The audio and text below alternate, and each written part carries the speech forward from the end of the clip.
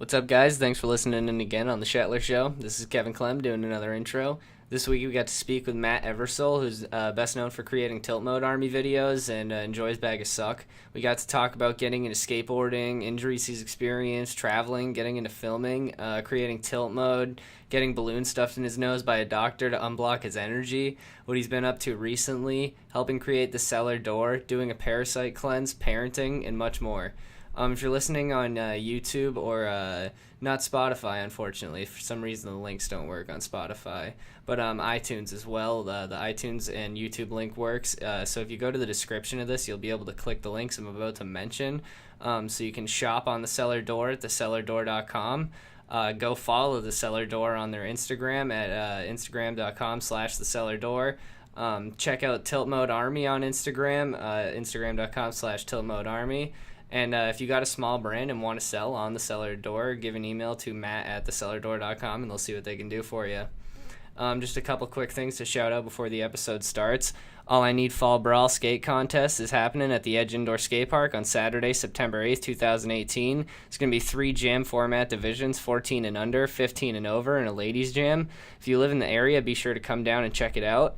And you can also click the link that follows that little paragraph in the description to get to the pre-registry for it on All I Need Skate's Big Cartel page.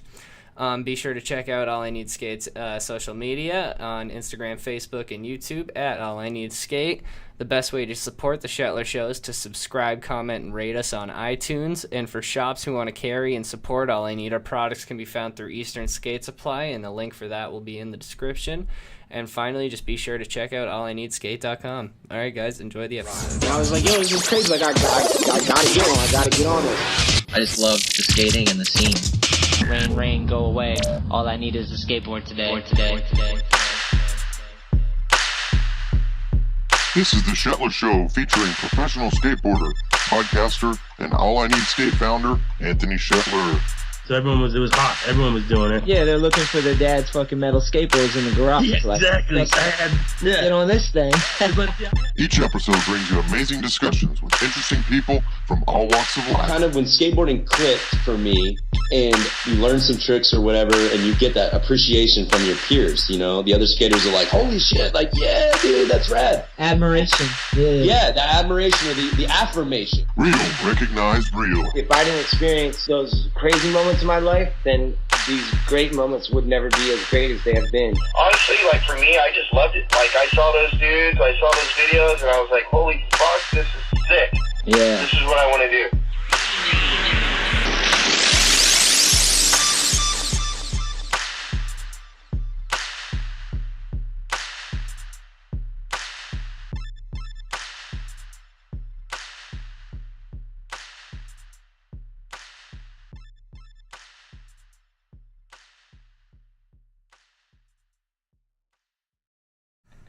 I think I'm good. All right. Well, like we talked before, we kind of did a podcast without recording one the other day, or like a week or two ago. Time flies, right? Yeah. Hell yeah, it does. But I was telling you then, I was like, we should probably just start at the top with, like, how'd you get into skating? What was the first thing that sparked your interest? Oh, man. Okay. That's a long time ago. So. How old are you? I'm 43 right now. Nice. Congrats. You made it. Yeah, I keep making it. Keep making it older and older. Yeah, so when I was a kid, I just remember seeing, you know, other people skating and think it was the coolest thing ever. There wasn't one thing that just, like, stood out, but I just remember, like, I remember hitting my mom and just being like, I want to skateboard so bad, like, I'll do anything for it. And she finally got me and my brother a skateboard, but they were, like, really, like, flea market boards. Like, they barely made it down the driveway, but we would take them apart and paint them and put them back together. And, you know, like, we would ride those for a while, but it never really, like, wasn't that fun because, like, the wheels didn't roll good. And so it didn't really, like, spark me off. But I remember, like, meeting a couple guys in, like, 7th grade that skated, and I thought they were the fucking coolest. And I became friends with them. And so, like, I think during the summer between 7th grade and 8th grade, like, I met these, like, hooligans that skated that just broke into houses, and they were, like, They were bad, but I started kind of cruising around with them, and They were probably fun though. Let's be honest. they were fun. They taught me how to steal like candy bars from 7-Eleven and liquor stores and shit. Nice. And then, like, I think one of them gave me, I think it was a Claws grab keyboard, and so that was like my first board. It had indies and OJs, and I was like, cool, this is better than my Ninja board, I think it was. But that was like my first board, but I remember like they ended up robbing my house, and so I didn't hang with them anymore. Yeah, not fun anymore. Yeah, so, but I remember like when I started 8th grade, like I hung with those dudes that skated. Like they were so good at jump ramps, and like they became my buddies, and then that like, and then having like a real board to skate with them, like I was like, okay, I'm in. That was it. Like, yeah, that started me on my path of skateboarding. And what was that? The name of the board you got? It was a Santa Cruz Claws grab key. What's claws, like the hand? Klaus grab key. Is that the pro name? Yeah. I've actually heard. I think I know who that is, but that's sick. He shredded. Yeah, he was a vert dude from like the Netherlands or Norway. I don't know, somewhere in Europe, I think. He wasn't like super hard on my radar, but I remember seeing him in Santa Cruz videos back then. Yeah. And I was just like, this dude's pro. I'm like, this board is better than my Ninja. Like, I'm in. What did those guys end up stealing from your house? All kinds of just random dumb shit. I ended up dicks. Yeah, they just got in my house. They stole some jewelry, like took apart skateboards and stole like bearings out of them, and like just dumb stuff. But yeah, they were bad news. I think they all ended up in jail at some point. Yeah. Where do you go from there then? You lose your crew because they're fucking hooligans. Then where do you go from there? They weren't really my crew. I just hung with them a little bit. But then that got me into, like, I skated with those guys that I mentioned that were, like, they were really good at jump ramps. And, like, jump ramps were, like, kind of phasing out at the time. Yeah. But I was like, all right, I got to learn how to do this. I had a buddy that skated, like, that was on my soccer team, and we started hanging out a lot. And he had a jump ramp, and it was pretty big. And so he was good at it. So I was like, all right, you got to teach me this. And I went for it. I was just, his advice was just pull back really hard. I was like, okay, so I went as fast as I could at it, push, grabbed melon, and just yanked back and basically did a flip and landed on my arm and snapped it in half. Oh, fuck.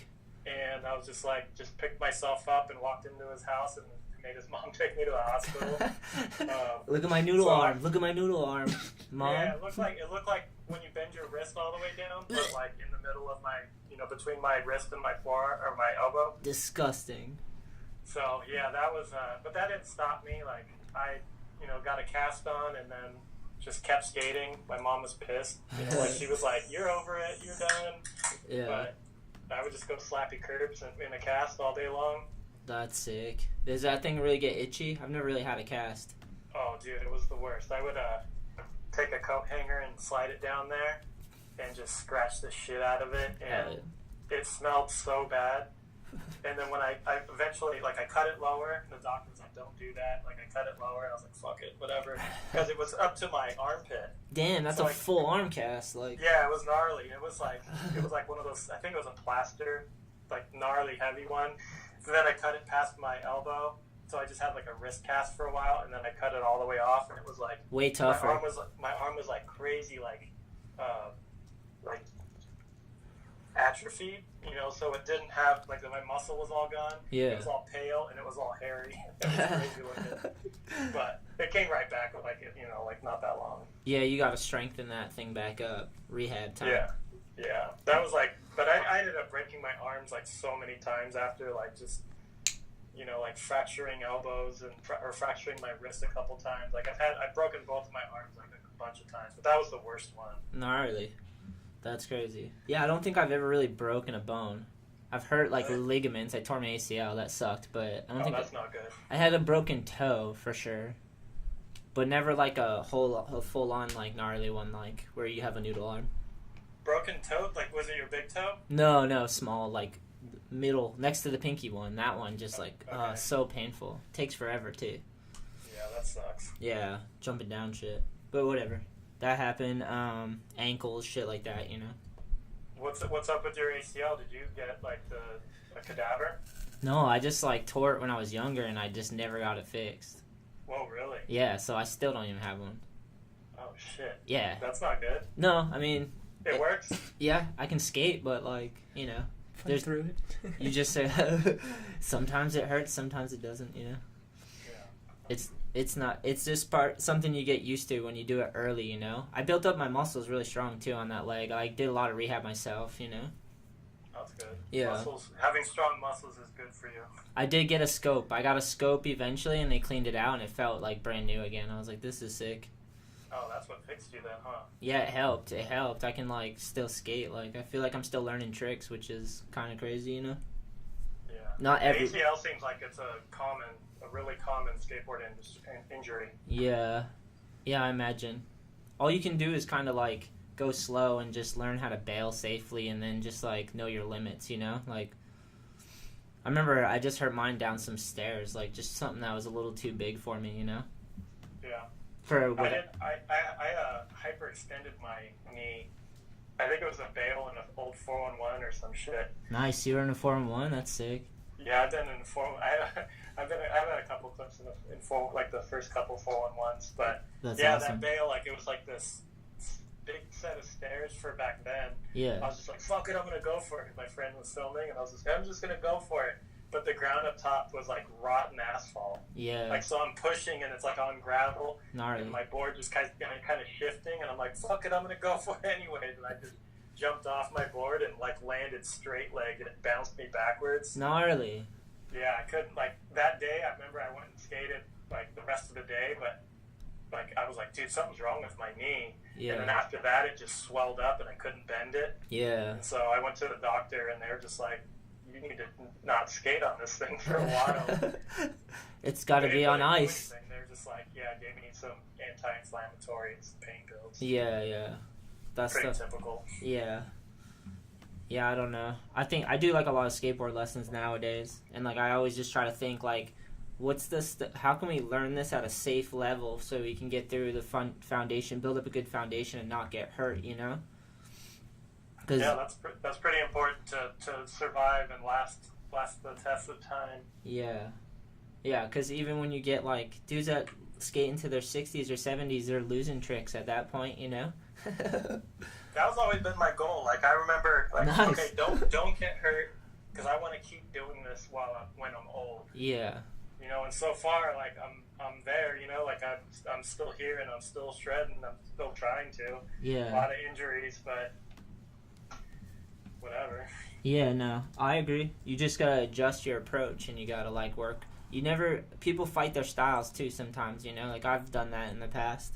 It's like don't try to just go with your style, you know. Don't fight it. Oh, my style sucks, so I've always fought in it. Nice.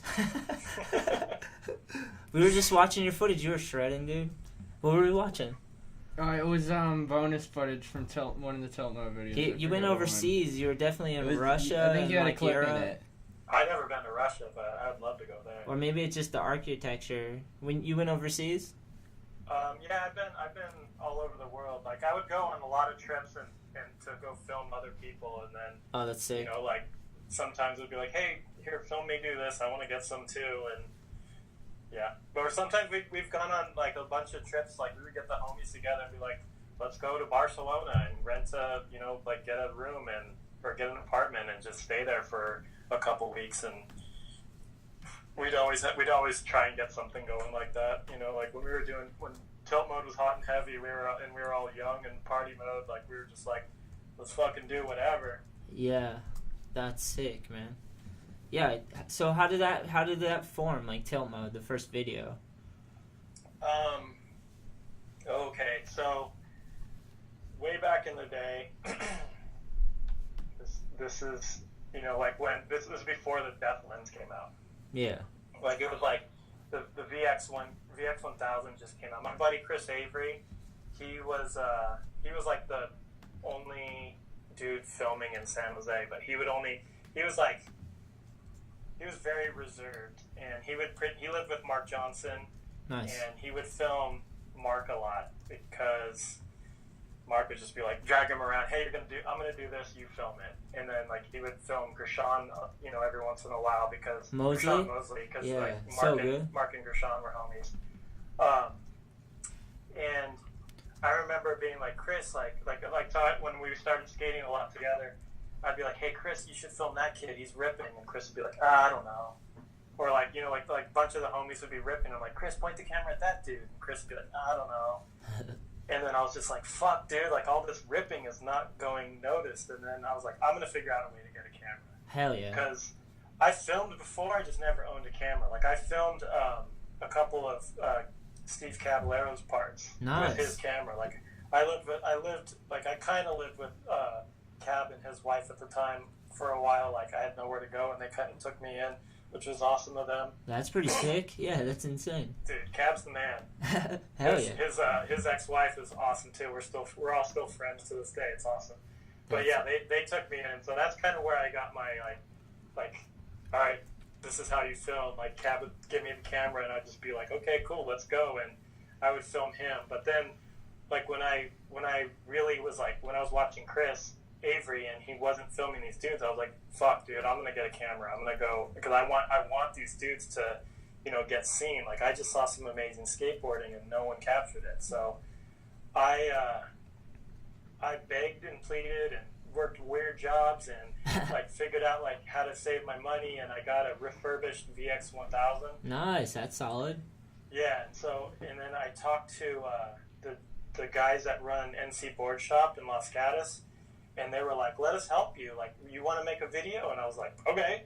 They're like, okay, well, we want to help build the scene. Like, we want the scene to grow. So we'll help you. And so they ended up buying me a lens, and they were just like, yeah, just make a video. Like, we want to produce it if we can. And I was like, okay, cool. So we would have like, they had a skate team, and it was kind of stacked with a lot of those dudes that were ripping around San Jose. So yeah, heavy crew. Like, like we were just like, hey, I'm gonna make a video. Who wants in? And it wasn't like just their team. It was just like, who wants in? Like, let's do it. And some people kind of like were like, I'm in, and then some people kind of were like, I don't want to be a part of that. And like, cool. Like, so we just like got this crew together, and we were just filming a lot, and that became, well, at the time, like, I think in that era of filming for that video, I moved out of wherever the hell I was living. Like my mom kicked me out because I had problems with my stepdad at the time. Yeah. And I lived like kind of all over. I lived a lot at cabs. I lived a lot, like I couch surfed a lot. And then eventually like Mark Johnson and Jerry Sue. Wait, no, it was Mark Johnson and Louie were like trying to get a place, and I was like, I want in. And then we ended up getting a place called the Tantau, and that was like on the outskirts of San Jose, and that became like, that was my first place where I paid rent, and that was just like, it was a bunch of skateboarders, and that's where we like just partied. We turned it, we set it off, and like we would just call it like, like we would go skate all day, and then when we come back, we're like, like let's tilt some beers back, let's tilt some, like, and then it became like let's tilt mode, Tiltmode, like, and then that was like the crew, like that became the name of the crew, and like that kind of evolved into like, we would just say like, dude, like when we were, like drunk, we'd call it, like tilt mode and full tilt mode. So, what's that? Full tilt mode. Yeah. So it just like, it was mainly like based on having fun. Like when we were having a lot of fun and just wilding out, like that was tilt mode. It was some sick footage. Yeah. I mean, it was such fun times. Like it's crazy. Like when I think back, it was like so fun, but like it was crazy because like my memories of it, I had so much fun, but I was also super depressed at the time. So it was like, like heavy drinking and like just fucking like being miserable, but loving skateboarding and But it was fun. Like I think back on it, and like just like like I like in that house in the Tantau I lived with, like Jerry lived there for a while, and Jerry Sue lived there for a while, and all these people from Guam moved in and lived in the house for a little while. So I met all these people that were from Guam. I call them the Guam refugees, even though they're refugees.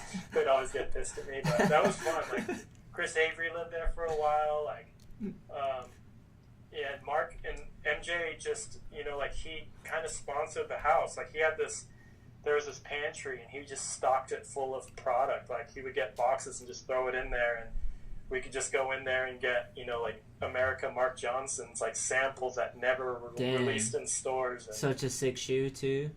Yeah, man, he really, like, Mark was like, he took care of everybody, like, and he really like took everyone under his wing and was like, let's skate, let's do some shit. Like he wanted to be productive, and and he was fun to party with then, and so yeah, that's where the Tiltmode thing came from. And like there was a clip at the end of the video that was one of, like, Mark would just be like, he would grab the camera and point it at himself and dress up all weird and do all this funny shit. And there was a clip where he was like zipping up his zipper in the bathroom, and you could see, like, the reflection in the mirror like multiple times. So there was like an army of him. Yeah. That's where the Tiltmode army was seen. I remember the clip. I remember it. Yeah. He had like this this wig far back on his head, so it looked like he was like super receding, long hair, mullet. It was pretty funny. Yeah, that was a character. Yeah, those videos are amazing. We had winters here, so we just like watch these videos come out, and they're just so fun. Yeah, East Coast winter is totally different than West Coast winter. Yeah. I lived in California. You got a skate park though. That's awesome. Yeah, we have an indoor park. It's the Edge Indoor Skate Park, and it's like clutch in the winter. I live like 10 minutes from the skate park. It's sick, man. Real heavy snow, huh? Yeah, we get a couple months where we get hammered, but you got the park, and it's kind of sick though, because the park's massive, so it's a big skate park, so it can fit like a lot of people. So there's always so many different crews. I'm in New England too, so you got all these different states. People are coming in, different styles, different like crews and everything. It's sick to see the blending of it all, I bet. It's weird to have like seasons, I lived in Cali for like 2 years, and it was like Groundhog's Day. After a little bit, I was like, you get used to the weather being good, Yeah. But it's the opposite here. It's like winter can cause depression, Yeah, I lived in Colorado when I was a real little guy. My dad moved us all out to Colorado, and I got to experience what heavy snow was like. Yeah. Yeah, it was like I remember it was like -20 for a while, and I was just like, wow, this is nuts. Coming from California as a little kid, going like, my dad flipped his car in our driveway, like, just cruising down, like slid on ice and like rolled it into a ditch, and I'm just like, where did you move us to? It's crazy. Yeah. We lived like a mile outside of this little tiny town called Craig, Colorado. Nice. And yeah, I just like, there was nothing to do. Like we would just take off and just go. Like me and my brother would just take off and just walk for days and like jump on a horse and ride it. Nice. Find a camper and just go in it and hang out. Like just like the most random shit. But I love it. Like thinking back, like that was like what being a kid was about. It's like taking off. We were watching a video the other day of some dudes that were on a boat. And they're like, what did they pull up next to? Something swimming? Oh, a moose. Yeah, a moose. Yeah, they jump on a moose's back. Yeah, they jump off the boat, and they fully sent it onto the moose, and he, like, rides the moose. The moose was swimming? Yeah, he just hitched a ride on the back of a moose. He pulled it off. It was a fucking miracle. For sure. Yeah. You should make a graphic out of the swimming moose. Yeah, right? For sure. This sounds so dangerous. All I need is a moose. Just to ride a moose. That's a dream. That would be Lifehammer right there. Yeah, we have the skate park, and it's sick because like everybody comes here in the winters, and we do all these events too, which is really fun. So like the crew, you see everything growing, like more people showing up, and it's sick to be doing it for years. Been doing our skateboard contest here for like I think it's our 4th year, so. Sick. We do a New England Am. New England Am, that's right. Is the East Coast, like, where you live, is it still, like, because I remember when I was a kid, people would drive, like, Frank Gerwer and John Klein would drive out from the East Coast to California, like, on a whim. Yeah, and, sick. And, like, that was weird to me because, like, in California, I would just stay in California for the most part back then. But then, like, they would tell us, like, oh, no, we would drive, like, 8 hours to go to a skate park just for the night and then come home. And So I was like, that really opened my eyes. Is it still like that? Like people will drive like for days just to get to the park? Oh yeah, for sure. Yeah, it's sick. People flew in for it too, which is pretty cool. People came out from California, and then we do that. We, like, this summer we did nothing. Like, we went 7 hours into Maine for, like, Robstock, for low cards Robstock. Just camped out. Was that incredible? Yeah, we just camped out and fucking... Insanity. Yeah, it was chaos. His ramps and the decaying house and stuff. It's like Dude, his... that seems like such a epic thing to go to. Like, yeah, it was I've seen like Instagram clips and stuff like of it, and it just looks so incredible. Yeah, it was sick because we went up there and they had this house and they had the ramps in there. It's all sketchy. Everyone's camping everywhere. And then we also hit South Portland Skatepark, which is super good. So we got to hit that and skate and film, made an edit, and then it's 7 hours there and 7 hours back, so 14 hours. But we just barged it. It was sick. Robstock is at Rob's parents' house? It's like, I believe it's his parents' house, but it's like just... It was his childhood home. Yeah, it's childhood home, but it's like decaying into the earth. It's abandoned basically. now. Yeah. Oh, it's just a property with like an old shack on it? Yeah, well, exactly. It's like a house. It's a house just that's decaying. Like, you can go in. They built up ramps against the house and stuff, and they're skating the house at this point. Dude, that looks so fun. And everyone just camps out, and it's pretty chaos. How many people went? Oh, man. It felt like 100, 200 people, right? Yeah, definitely like 200. Yeah, it was heavy. Maybe. I've been twice now, and each time it was like... The first year seemed like a little more. I was like, I can't believe this many people showed up, and it's just like cars down. We parked like a mile down the road and camped the first year. How far away is the closest neighbor? Oh man, I don't know. You have to drive a little bit. It's not too far though. There's like a town. They all thought we were blueberry pickers. For some reason, skateboarders, they thought we were in there to make money and pick blueberries. Cool. Yeah, that shit looks amazing. I want to go to that. Yeah, it was sick. I fucking ate a lobster and some clams. The clams made me throw up.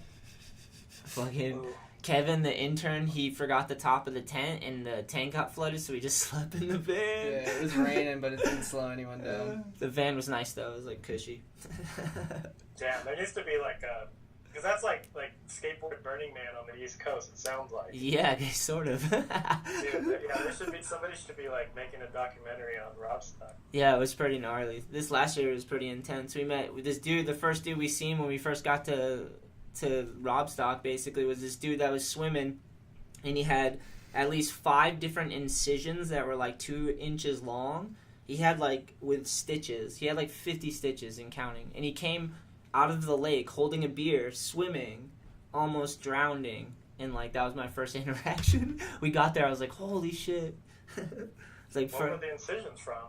He just broke his arm multiple he had times. surgery like 8 days before that. He's just sending it fully all the time. Tilt mode to the max, fully. That's way past tilt mode. Tilt mode's just like a light tilt, right? Well, tilt mode's like, probably like just just skating all day and then just sitting on your couch screaming at each other and laughing. I don't know. This was like breaking your arm and jumping in a lake and shit. Yeah, seems a little bit more. It was reckless, to say the least. Well, that sounds like a memorable experience. So. Yeah, that was just this year. Last year was fine. We got in without that. He ended up being kind of normal towards the end of our interaction, though.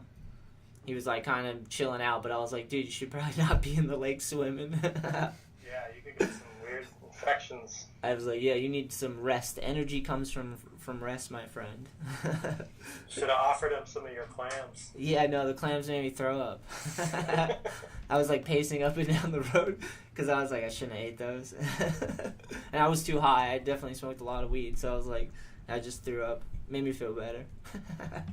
Yeah, you're a big stoner, huh? Kinda, sorta. Depends, like, what I'm doing. I like to smoke weed and podcast sometimes. Do you smoke and skate? Sometimes, yeah, I like to. Not all the times. I try to balance it out. I'm big about trying to find balance, so, like, I'll try to do everything equally. Sometimes I, like, am just sober. Sometimes I switch it up. But I like the weed. You look stoned right now. I'm high as shit. I like it. I like it, like, if I was going to go have a session right now by myself or with my friends, I would just go get high and skate. It would be nice, you know? It's good for the arthritis and my fucking inflammation in my knee, you know? Yeah. It helps, and it's not like it's something I can handle and manage. You know what I mean? Yeah, I used to smoke weed. Like, I wasn't like power fader. I had a lot of friends that were like gnarly. Like they would just pack these bowls and put like keef all over it and it'd be purple, whatever.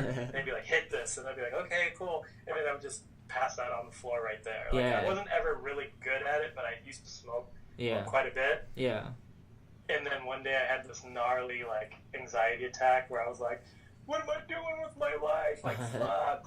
Like it was like crazy. And then it changed smoking weed for me. And then ever since then, I'm always like I'll take a little rip off a joint, like barely, like, and then be like, okay, am I gonna freak out? Okay, I'm not freaking out. Okay, I'm cool. Just chill. Like, But yeah, that changed everything for me. Like, so I barely ever fuck with weed anymore. I didn't fuck with anything for a while, dude, because my mom was a train wreck. She had a substance abuse problem with everything, pretty much, and like, I was scared off of doing it for a long time. What was her drug of choice? It's hard to say, but like, I imagine like meth or crack or whatever. Like, she was always overboard. Like, I know prescription too, and like, you know, like, just struggling, dude. So I like always had to be like an adult as a child, you know. So I never like, I was scared. I didn't want to like poison anything, and like I couldn't manage it, you know. Yeah, dude, I got pretty heavy into prescription pills for a minute because like I really fucked up my back. Yeah. And I just, you know, like, of course, like the doctor's like, here you go, here's some Vicodin. And I was like, okay, cool, that helps. Yeah. And then I would be drinking and I would be like, oh, this feels awesome, I'm gonna take more, and then I would run out and then I would get more pills and for a while, like, I was just like I couldn't function without taking pills, like, because my back was so fucked up. Yeah.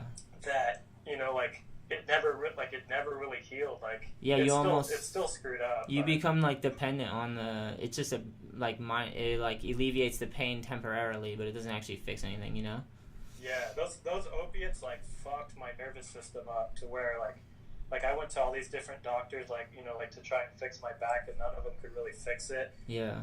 Or any, like, they were like I had doctors be like, you need surgery, you can never skate again, like all this shit. And then I started going to some weird doctors, like some like weird doctors, and like that was like I would do a bunch of chiropractors, and like I would experience like bad chiropractors and good chiropractors. Yeah. And then I went to this, like, my buddy like saw me one day and he's like, dude, why are you standing so weird? Like, what's up? And I'm like, oh, my back's fucked up. I'm having one of those hard days. Because I totally stopped taking drugs, like prescription pills, totally. Like, one day I was just like, this is horrible. It's killing me. Like, I'm fucking over it. Good for you. And, yeah, I don't even take Advil or anything anymore. Yeah, I don't either.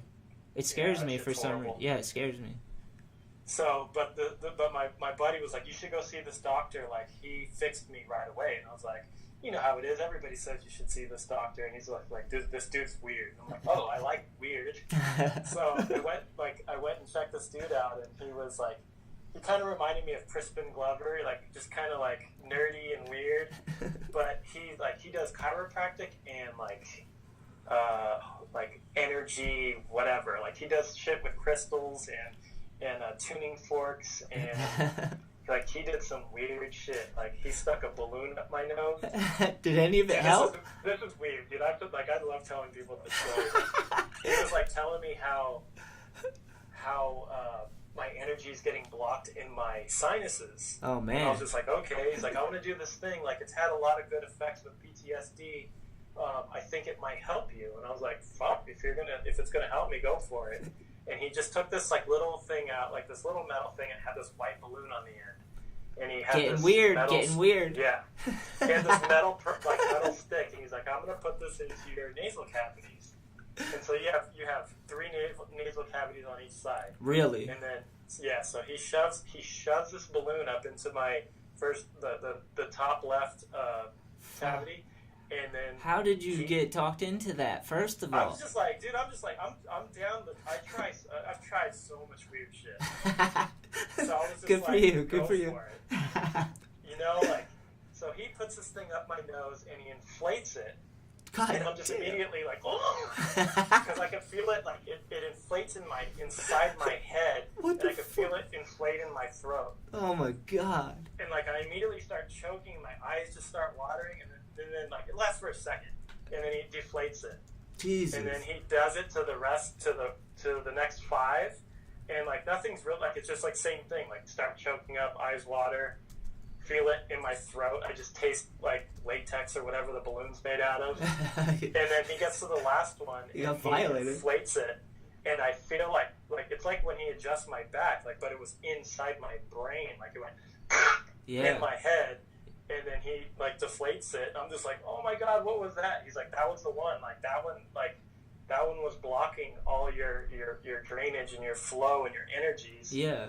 And I was like, okay, but like afterwards, like I was like that was so fucking bizarre, you know what I mean? But like later on that day, I was like, dude, I feel like I couldn't really put my finger on it, but I felt different, and I was like, I don't know if it was all in my head, but like I was like, dude, I feel, you know, I don't know if it was better, but just different. Like, and he was like, oh yeah, your energies were started flowing, and you're having like lymph drainage and whatever. And I was like, cool. Like that dude's like does bizarre stuff. Yeah, that sounded crazy. That sounded really like a crazy scene. Yeah, I've told people like, yo, you should go see this doctor. And like I've had people like my homegirl, she went and saw him, and he was like, oh yeah, you're really bad off. I want to do this balloon thing to you.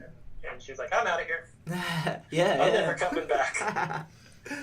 I got like I've been to float tanks. That's like a little weird, I guess. I don't know. If not. Yeah, dude, I've never tried it. I want it really bad, but I've never done it. Like, it sounds really cool. I like it. It's like a big salt bath. You know, you ever soak your ankle in salt for like, or take like an Epsom salt bath, but for like an hour, you know? Like, and you float, and you're basically floating, and you fucking can adjust your posture and like stretch out, and it's a sensory deprivation tank, so it cuts off all your senses, so you kind of get like a recharge when you come out too. You're like, you feel like you dump like something. I don't know. It's nice. But isn't it supposed to be like, so you go inside your own head and like think about shit that you can never really think of because you don't have any stimulation from the outside?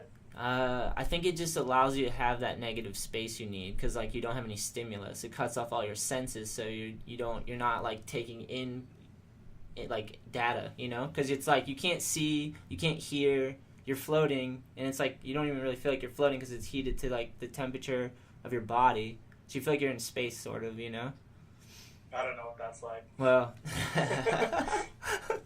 but I thought it was more like a meditate, like you get in there, you don't feel anything, like the temperature's the same, and then so you can like meditate, like you get inside your head more than you can just sitting there. Yeah, I think it lets you unwind, kind of, because when you have none of your senses, all you have is like time to like process. So the first one, like for me, was kind of like shit came up, and I like thought through shit.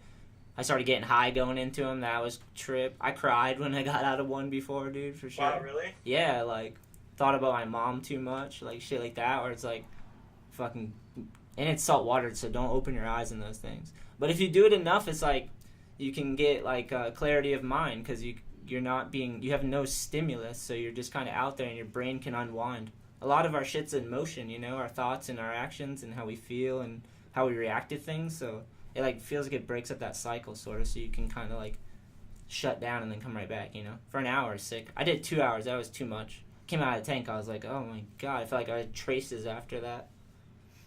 Yeah, dude, that sounds amazing. I gotta try that. But for my body, like the joints, it's just a salt bath. That's why I really like it though, because like, I don't know, you know.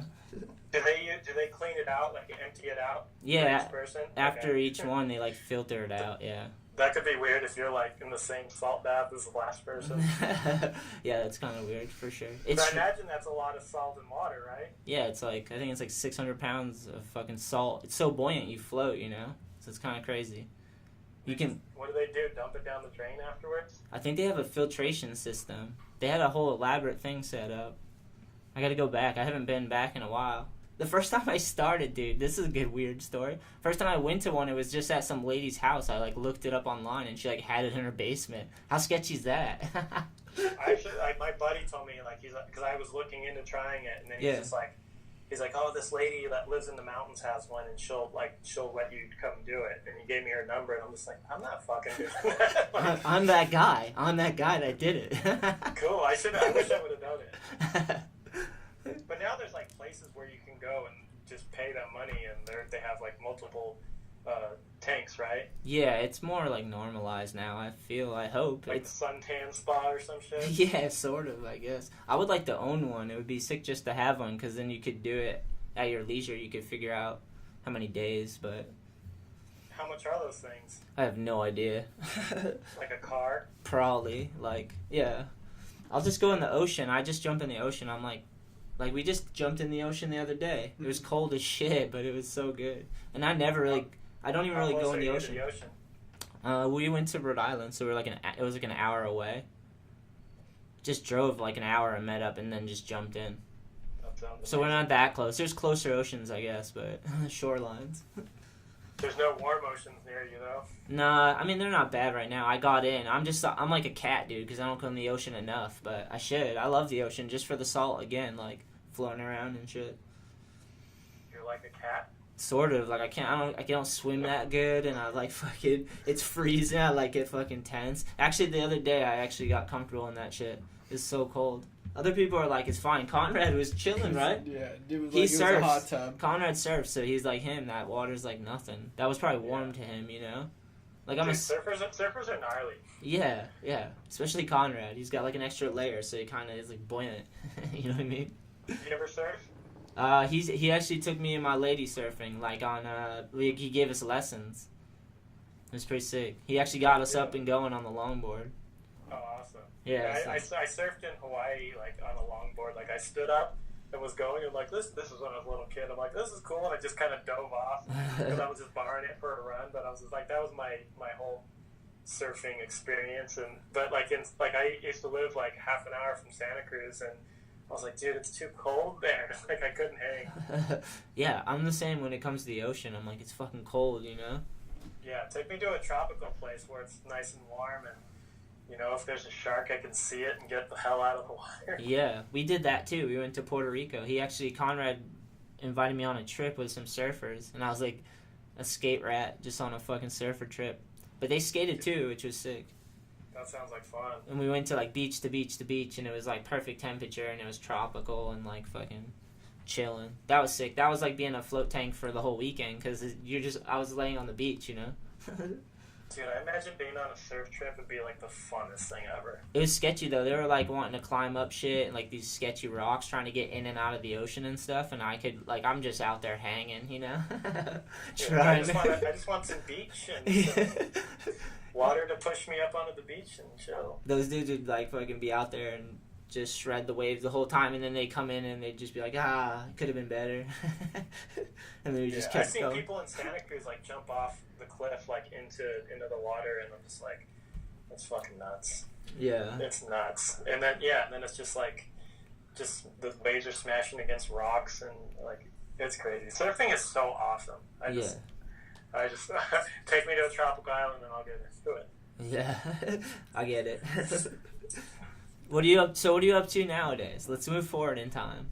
Okay, so nowadays, 2 years ago, I moved out of San Jose. Like, I moved my family. I got a wife and 2 kids. Nice, that's awesome. I was just like, thanks. I just didn't want to raise my kids in San Jose anymore. San Jose is getting too crazy. Like, you know, like I said, I lived in Colorado when I was a kid, and you know, like I would just leave my house and just have countryside just to walk around. And that's sick.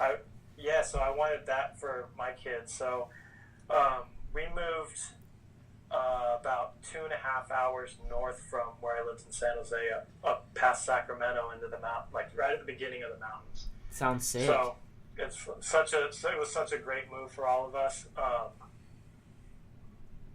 At the time, I had a job that I was able to work remote. I worked for this USA clothing brand called DVM. Nice. And they were really cool, and like they're like, yeah, you could move. And so I moved my family up here. So I was really blessed that I had the job at the time, because it helped me get this house. And so moved up here. Eventually, like they let me go from that job. That brand's still around. The homie runs it out of Truckee, which isn't too far from me. It's about an hour from up north. Nice. But since then, I've just been like freelancing jobs that I can get. I worked for I did like a small job for this grow house company that's like they're like the BMW of grow houses, like Nice. Light deprivation. Like you could push a button and this entire grow house just like, it's called Grow Tech. Oh, so The homie from there's a shop up here called Good Times, and I know this dude that one of the owners, like he started working for Grow Tech, and he like, you know, like he gave me, like I did some digital media work for him. That's right. But that company is awesome. But my point is that I've just been doing like freelance stuff around here, so when I can find it. But one of the things that I ended up doing was like I reached out to one of my buddies, Ryan, that he's like, I know him from skateboarding. He's like the homie, and I was telling him about this idea that I had. I was like, why is there no place for skateboard brands to come together and sell their shit like under one hub? And he was just like, well, it's crazy that you're bringing this to me because I'm actually working on that. And I was like, so we were kind of on the same page, and we put our ideas together. And he's a computer programmer. He's like a super coder nerd. Nice. He's awesome, dude. He rips. He's got like he's like one of those dudes that like has like a handful of tricks, and he does them with the best style. And so Hell he's yeah. like, dude, this dude's awesome. But he was like, okay, like we got into bed together about that project, and he's like, let me start building it. He already started, but he's like, we combined our brains, and he's like, let me go to town on this project. And then he came back at me, and he's like, okay, it's ready to go. And I was like, like kind of hit me out of nowhere. I was like, what? Like, he's like, so do your thing. And so my end of the bargain was like, he's building it, he's the tech guy, and like, since I kind of have some relationships in skateboarding and from working in it in the past, like he's like, like I'm supposed to go and populate this marketplace with brands. So I put on the salesman hat, and it's called Cellar Door. Nice. It's thecellardoor.com. We just got it going live, just enough to, like, we haven't done like a hard launch or anything, but we put it live to populate brands on it. Nice. So I've been reaching out to all these brands that, like I reached out to a lot of them that I was just like, at first I was like, these are the sick brands that I think that would be really fitting on here. And I got a lot of like pussyfooting, like, yo, this is sick, like, yeah, I'll get on it. And then not very many brands made moves. So I was like, all right, well, I'm gonna start reaching out past my little bubble. And then so I've been doing like just networking, like, hey, who do you know that works at this brand? Or, like hitting up my friend that works, who do you know that works at this one? Or just DMing on Instagram, or, hitting up someone that works at, like a shop that knows people, just like kind of reaching out any way I can, and just like trying to explain what we're doing.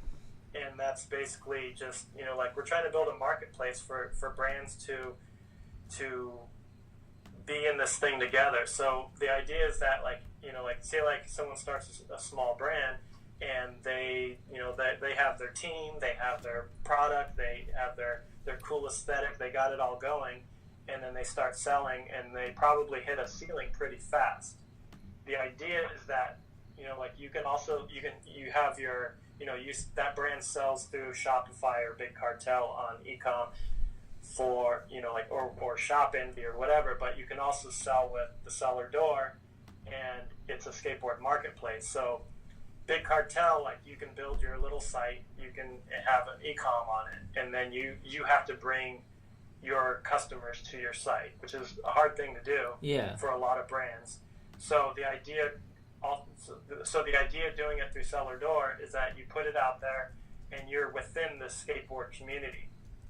You're alongside another brand. So say like a customer comes online to Cellar Door and wants to buy an All I Need board, and then they're like, oh shit, I need grip tape too. Like, oh hey, there's this grip tape company called Spank grip tape. Like, I'm gonna grab one from them too Yeah. because it's in there. And then like, oh shit, there's this wheel. Like, you know what I mean? Like, they'll see all these things that, you know, like most of these brands aren't in a lot of shops. Like, I go to like a lot of the shops that I've gone to, like that my friends run or whatever.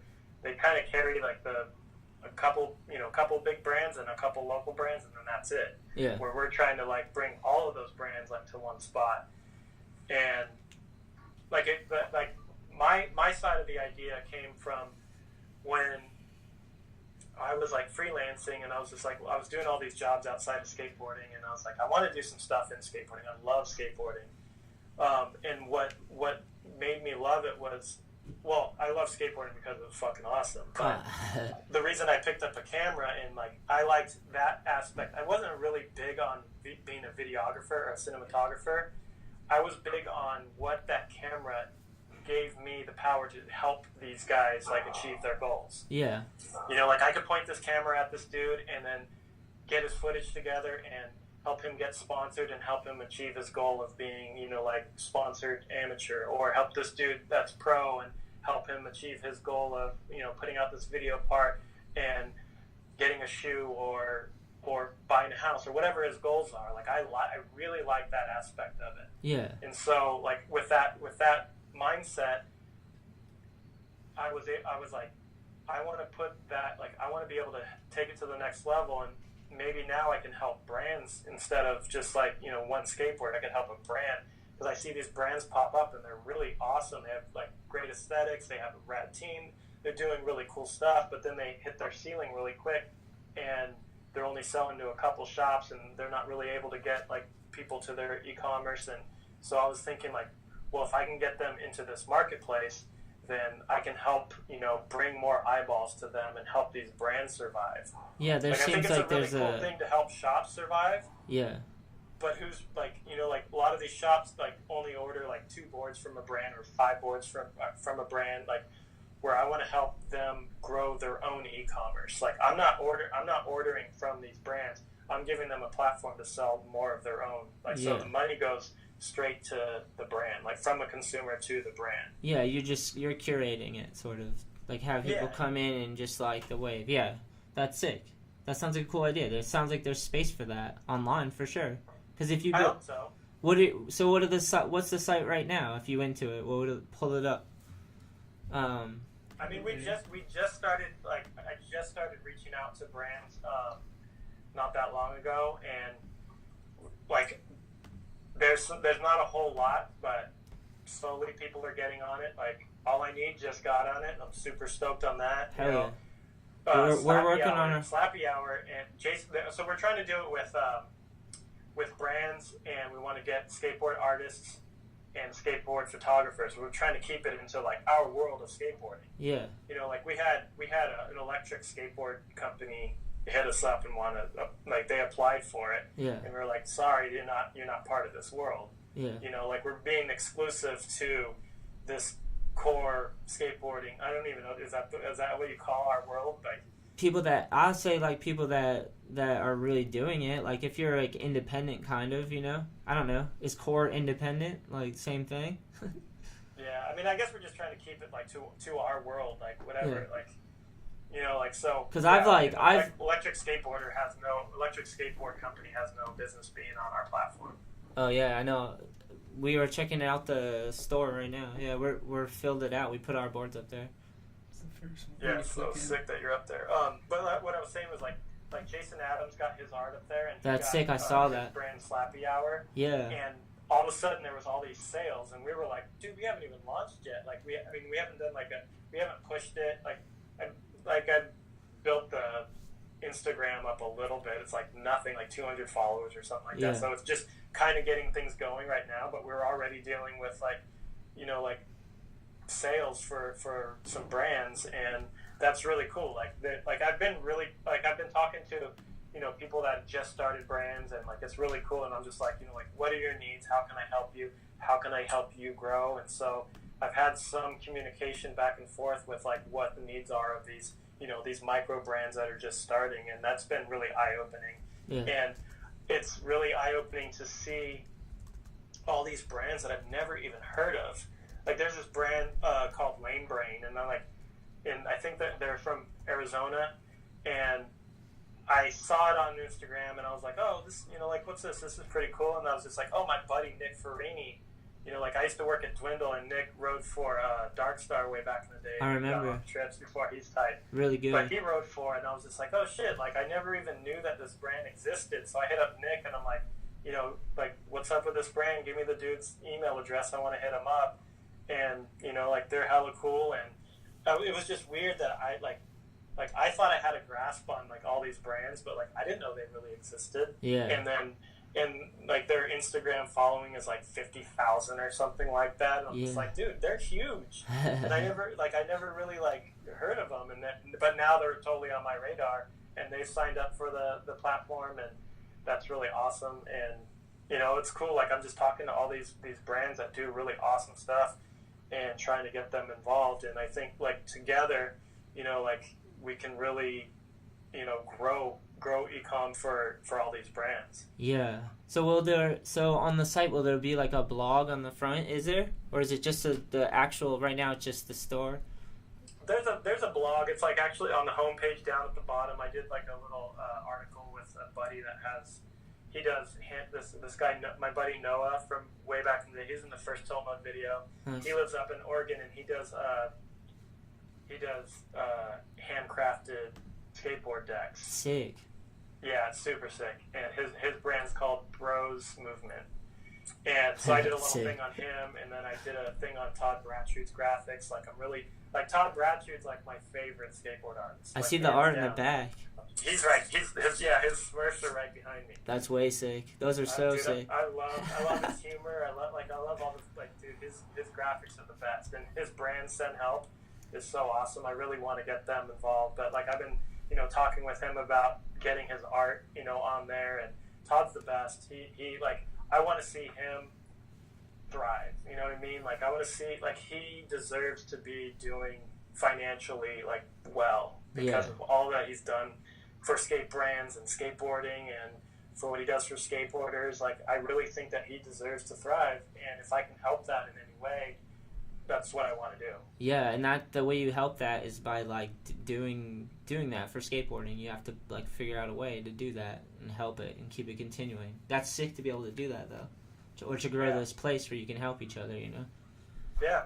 Strength in like, numbers. I really, like, I miss, like, every once in a while I'll go out and film. Like, I filmed this kid that lives in the next town over. That sounds so backwoods, but this next town over, like, a little homie, he went and, like, he 180'd this big rail over the rail, like, down some stairs. It was sick. Like, and I'm like, oh, fuck, I miss being able to, like, like, he's filming for a shop video. The shop's Milo in Auburn. Like, he's filming for their video, and I was just like, yeah, let me come. Like, I'll film you fish. And the dude making the video, Ben, he filmed long, and I was just like, fuck, I miss being able just to, like, get into the mix and like help this. Yeah. Granted, I just filmed one clip, so it's not like a huge help. But someone's got to film it, though. He was super hyped. Yeah.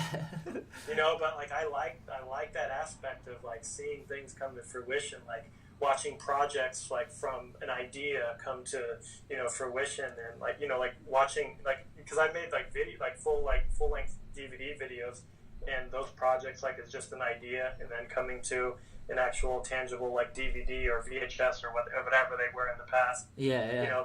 That stuff, like, it's a lot of work, but that stuff used to stoke me out, and so I want to be able to, like, do that with brands, and, like, if I can help somebody, like I'm talking to a couple people about just, like, they're like, hey, I want to, like, do more product or whatever, like, do you have other avenues than what my norm is? And I've been helping, like, I talked to this guy that does, he does screen printing, and, like, this guy does stickers, and, like, I'm trying to just connect dots and whatever, and I really like doing that stuff. Yeah, that's sick, man. Yeah. We do a lot of stuff like that here, too. We do, like, skateboard brand, we have the podcast, like, Kevin's been interning, we have skate teams, we do events, like, it's sick, man. You sound like you do a lot for your community. That's really cool. Yeah, well, it's sick. Everyone just is down for the cause and shredding, and it's just, like, I don't know. It's sick to be part of a community of skateboarding. It's fucking insane. the older I get, though, it's like, you said, Kevin was like, his mom's shop was like one of the first shops that carried All I Need when we just made t-shirts. Wow, awesome. Yeah. And then, like, yeah, it's crazy, man. I've been teaching a lot of skate lessons nowadays because it's sick to see all these, like, there's so many little kids getting into skating. Like, a lot of little girls, too, have been coming to my camp, to my skate lessons, and they're just, like, determined and they shred. It's so sick. Oh, dude, there's so many girls that fucking rip now. I know, it's insane, dude. Remember, like, when I was coming, it was, like, Alyssa Steamer, and that was, like, maybe you've seen one other person somewhere, you know? VHS. Yeah, Alyssa Steamer still fucking puts it down. Oh, yeah. But she was, like, for, like, the only street girl for, like, a long time. Now it's, like, there's a whole thing now. It's amazing. It's, like, unbelievable.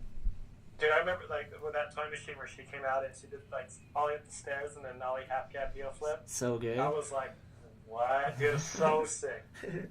She had, like, I don't know if she had, like, the wraps on or, like, some S on, but, the puffy shoes, you know, like the Bobby World, the Excel, probably. Really? I think she had shell toes on. Oh, maybe shell toes. I'm probably wrong, but... We'll have to look it up. Sick. It's funny how your memory and my memory, like she had wraps on. No, she had shell toe. I see her doing it with shell toe, but I'm probably wrong. I'm picturing Alyssa in baggy pants.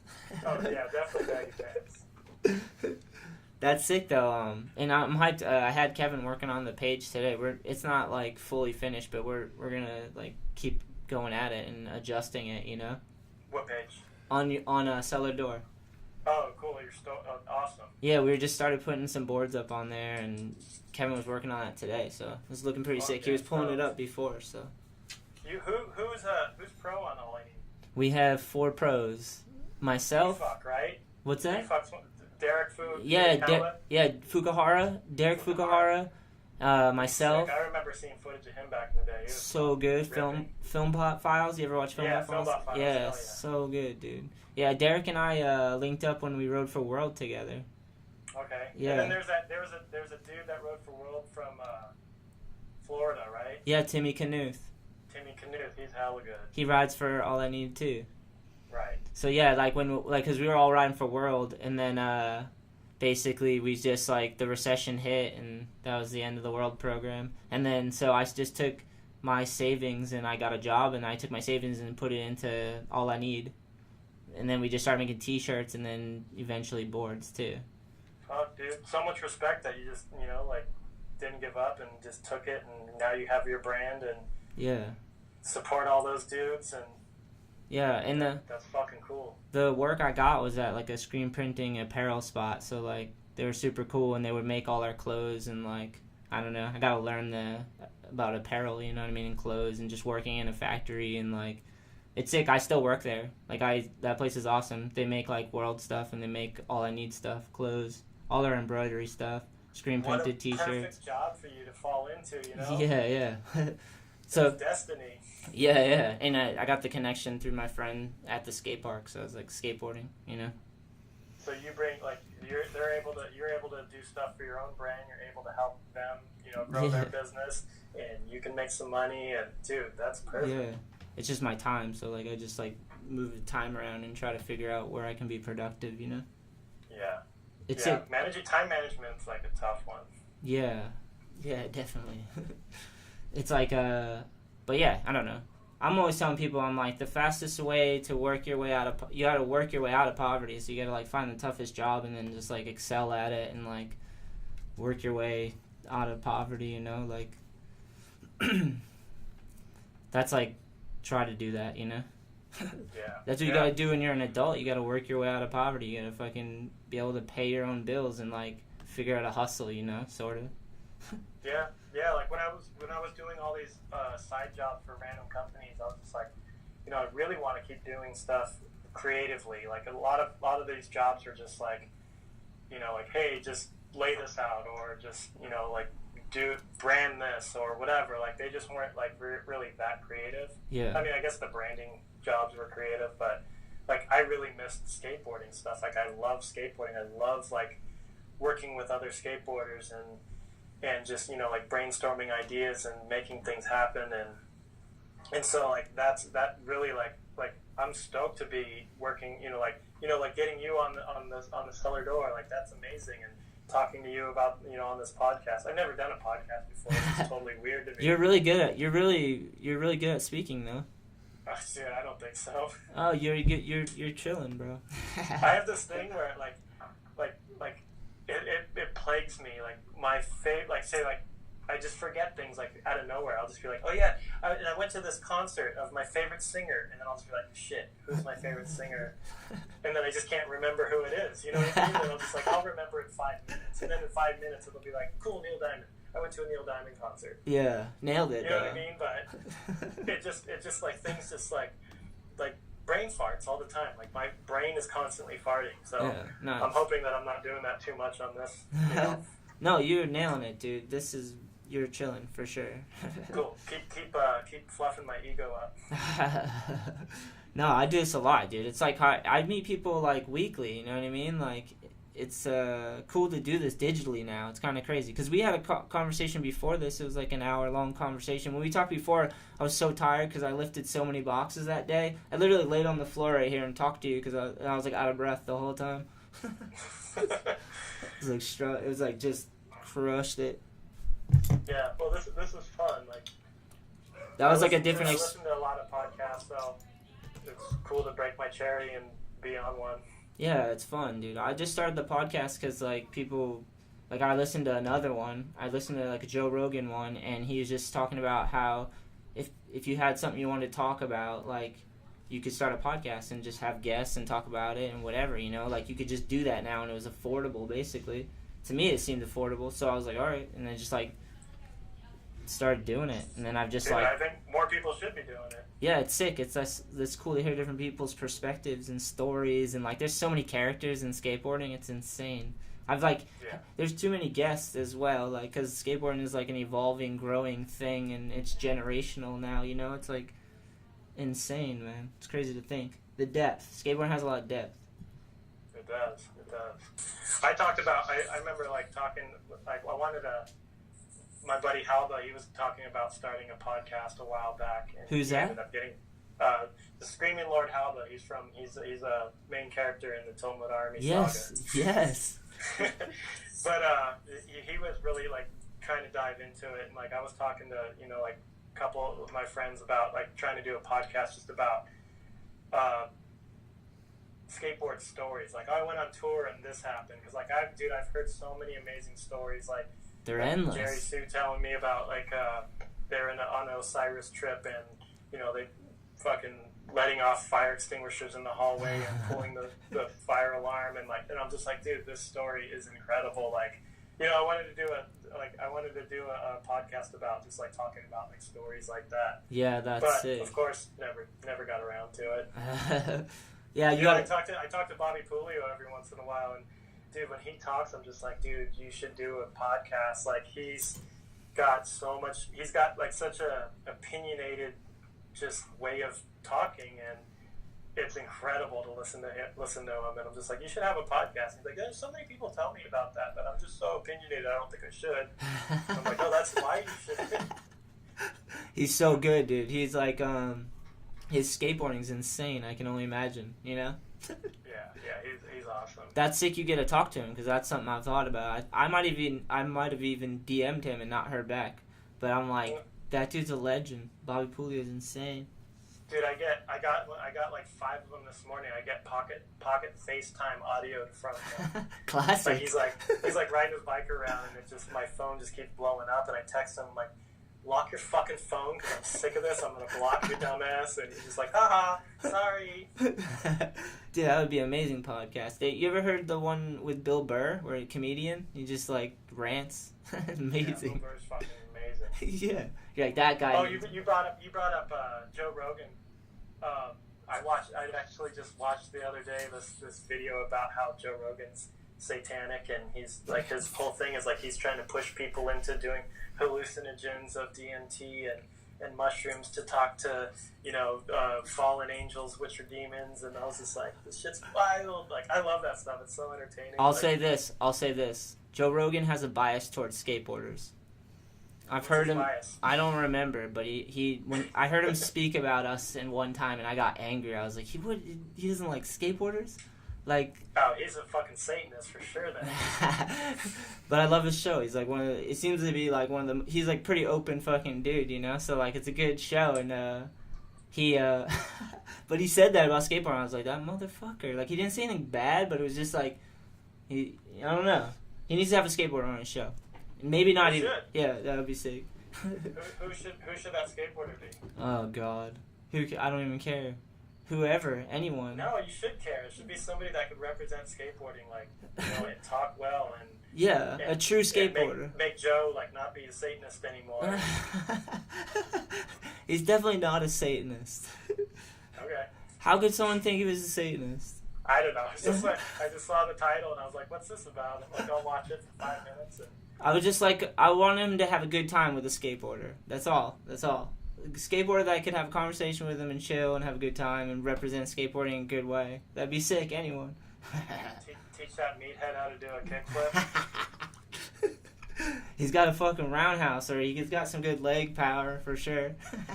I bet. Dude, imagine getting kicked by one of those legs. No, dude, hell no.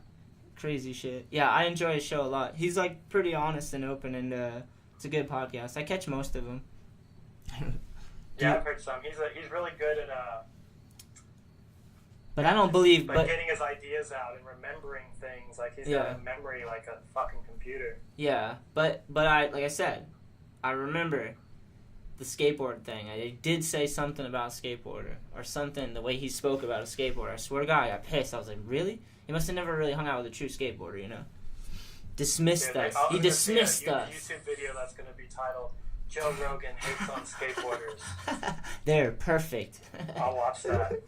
He should have Ragdoll on. That's who should be his first impression. Dude, what's Ragdoll, dude? I don't know. I wonder. I always liked Ragdoll because his real name's Anthony, right? I don't know. I think his first name's Anthony, but he fucking killed it, dude. I remember hearing about Ragdoll and being like, I was like, whoa, that's a crazy name. And then I think who showed me footage of him? He was like launching down like 20 stairs. Bouncing like off the ground into recliner boxes, and I was just like, no shit, this is why he's called Ragdoll. Yeah. He had like a part where it was pretty gnarly, like just Ragdoll slams and stuff. Didn't he do the hippie jump too down El Toro? He tried it. Oh, he jumped from like one board off of it, onto another board at the bottom. I don't know if he landed it though, but that shit was insane. What a dumb move. If you're gonna kill yourself, you might as well fucking call it Ragdoll. Do something really cool. Like, but whatever. He's tight. I like it. I like what he does. He's a character. Imagine if he met Joe Rogan. He'd have some great stories. I'm sure of it. What's your top favorite podcast? Like, what's the one that you're just like, this is the best podcast I ever heard? No, it depends on my mood. Like, I'll listen to like The Fighter and the Kid too. It's like dick jokes. It's funny. Sometimes it's comedians, Bill Burr, Joe Rogan. I listen to a lot of comedians. I'll listen to like some philosophy. So like I listen to Jordan Peterson, Sam Harris, some of that stuff. I don't know. I read a lot. So you get pretty heavy with Jordan Peterson and Sam Harris. Those guys get deep. Yeah, it's a lot of depth in there for sure. But I'm always like, I just like hearing people talk and express ideas, and I love that people are exploring ideas and passionate about things and trying to figure things out. And like I take it all for face value. You know what I mean? Like. Yeah. I disagree. Joe Rogan might not like skateboarders, so but like I like a lot of things he says, but like, you know, I'm always like questioning the shit too. I just like the move of information is rad, to be like always moving and trying. Like I like to try to get better as an individual. I'm trying to, you know, it's hard to improve and like control our moods. We were talking about it a little bit earlier with drug abuse and violence. Like I grew up like around that, I was scared of it, and now I just try to manage my drugs. Like, and like I'm not gonna lie, I like coffee, I like nicotine, I like sugar. I try not to consume too much sugar. I like weed. I like sobriety too. Like when I work for other people, I just am sober, you know, because like it's their time and I'm working for them, you know. Yeah, that's good. When I do my own stuff, I can smoke weed if I want, you know. Some days I do, some days I don't, and like, but I don't know. That just comes with trying to be flexible. I like the podcast too, because like I get to meet new people and we get to discuss ideas, even if they're trivial or we just talking dick jokes. Yeah. But it's cool because it keeps you. Dick and fart jokes are fun. Yeah, super fun, dude. There's so many people that should do podcasts for sure. I heard Jamie Thomas started one. I haven't listened to it yet, but Yeah, Thrill of It All. I listened to sick title. That video was sick. And I know Jamie's good at talking.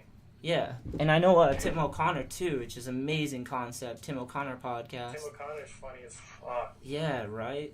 They don't put out enough stuff to like. It's not like a current. It's not moving all the time, you know. I don't. Life gets in the way. Yeah, I get it. It's crazy. So today's my, like you were talking about sobriety. Today's the first day I'm drinking a beer. I just drank 2 beers. Nice. Cheers, mate. But Me that's too. the first day I'm drinking in maybe a little over a month. Me and my wife are doing a parasite cleanse. Nice.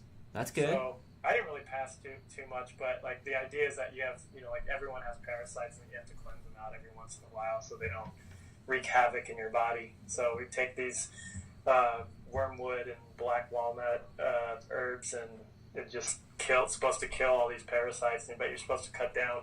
You're supposed to get rid of cut down sugar and carbs and alcohol while you're doing it. Yeah, I've heard that too. It's coming. Like we're just finishing it. So how do you feel?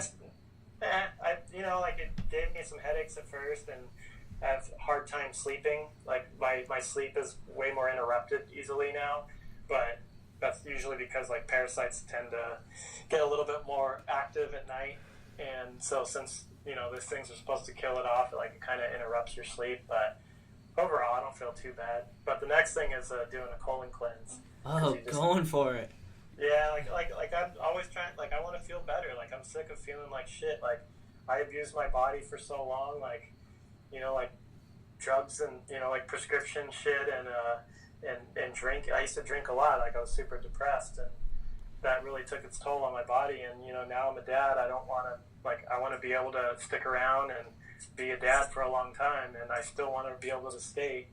Yeah, that takes balance. That takes control and discipline and focus and vision, and you got to be optimistic, and you got to really want to do it. That's awesome. Yeah. Yeah. If you don't make those decisions, I want to be a father for a long time. I want to be a skateboarder for a long time. I want to be healthy for a long time. If you don't make those decisions, they just kind of waver in the wind, and you have to make those decisions and do things to follow through on those goals of being, healthy or being a skateboarder. Yeah. I see people that my friends that have skated for a long time, and they just still drink. Some of them fucking still rip, and they're late 30s and still drinking like crazy and can still rip. But some of them can't. Some of them are just fuck, I'm too fucked up to skate anymore. Yeah. I'm make a goal to be healthy and make a goal to be a skateboarder and then figure out ways to achieve that. And everyone follows their own path. So it takes time. I mean, we have we don't always have the best habits. It's there's so many pits to fall in, especially in America. Yeah. How old are you? I'm 35. I had to think 35. about it for a half a second. I remember, I think it was granted, I was probably drinking pretty heavy then, but 33 to 35 was when I was having the most fun on my skateboard. Sick. That's good to know. I was was still filming for videos and still filming videos and still trying to go for it. Yeah. And then but then in and out of back problems, so when my back problems come up, I'm I can't skate anymore. I have 3 bulging discs and two fractured vertebrae, and was it from a coccyx that's fucked up. Was it from a single slam? No, not necessarily. No one really knows. My coccyx maybe my coccyx is fused at an introverted angle. It's kind of pushed into my body. Right. I think so. That might have fallen on my tailbone when I was young, and then when it fused together, usually they fuse at 25-ish. Okay. And so mine fused at a wrong angle, and I think that might have made my body posture a little off. And then I have a weird hip anomaly where my hip moves weird. Right. And whatever. So, but yeah, eventually my back problems really caught up with me. Yeah. But so I do all these things to try and alleviate some of that, back problems. And that weird doctor that I was talking about earlier, he's the only one that's really gotten me skateboarding again. So Thank you, Dr. Lynn. Yeah, that's dope. Try a float tank just because you'll be able to float for an hour in salt. It'll be fucking sick. You might be able to like settle, find your posture or whatever it is, you know? Yeah, I'm down to try it. It's sick to be suspended for an hour just floating around. Like sometimes if you just like bounce off the side if you like push off, but you can like balance it out and stay in the middle of the tank and just float like fully extended. Sometimes I just go. Does your mind wander like crazy? Like, does it just go like places that it usually doesn't? Well, so like I was saying before, like I think a lot of our inertia of life and just living life, you get these like we're telling stories and narratives, and everything's being in and pushed at you, and you're just like you have all this thought going on at all the time. So when you get in the tank, what it does, the first one, it just kind of was like a lot of thoughts at first, you know, because I had silence and no senses, so like my thoughts just went wild. But like you float for an hour, and that was like intense, like felt kind of crazy, you know. Felt like I was in outer space a little bit. My brain went through all types of like just random thoughts for a long time. Like that's me. I don't know how everyone's wired, but I'm like an overthinker too. Like I'm used to like I've had like a lot of worry and shit in my life just from my mom and like stuff like that was like weighed heavy on me. So like I get in there and it's just like those thoughts come up and you work through them, and then. But once you get through, like, whatever internal, whatever demons you gotta face or whatever it is, your thoughts, and then you fucking just float there, it's nice because you're just off in space, and it's just, like, you have no senses. Everything's cut off, so your brain can just, like, do whatever it needs to do. You know what I mean? Yeah. We're always tuned in. We're always cool. tuned in, you know? Like, we're on our phones, we're, like, or we're doing labor or whatever. It's, like, nice to just float. It's, like, just for that aspect. Be sick to go to space if you could go real quick for the day. Like, go up for the day, float around a little bit. Dude, pretty soon Elon Musk is going to make that happen for you. So crazy to talk about this ridiculous shit. You did ride in his, what was it, a model? No, it wasn't a Model T. It was like a Ford. What was that car that he put in space? I don't know. I'm sure it's something wild for sure. That's crazy to think, too. They're putting whips up there. Yeah, dude. What? Like, that's so bonkers. For me though, I like the float tank once in a while. Like I go in now and I'm like, I've worked through a lot of my issues, and like I don't like, you know, to me now I get in there and I can relax in like 10 minutes, find how to float around, and then I just think, I let my mind clear, and whatever comes up, you know what I mean? Sometimes it's chill, sometimes it's like playful, whatever, you know? You just get in there and you float around for an hour, and it cuts off all your senses. Some people bug out doing that, huh? Like, yeah, me, the first time.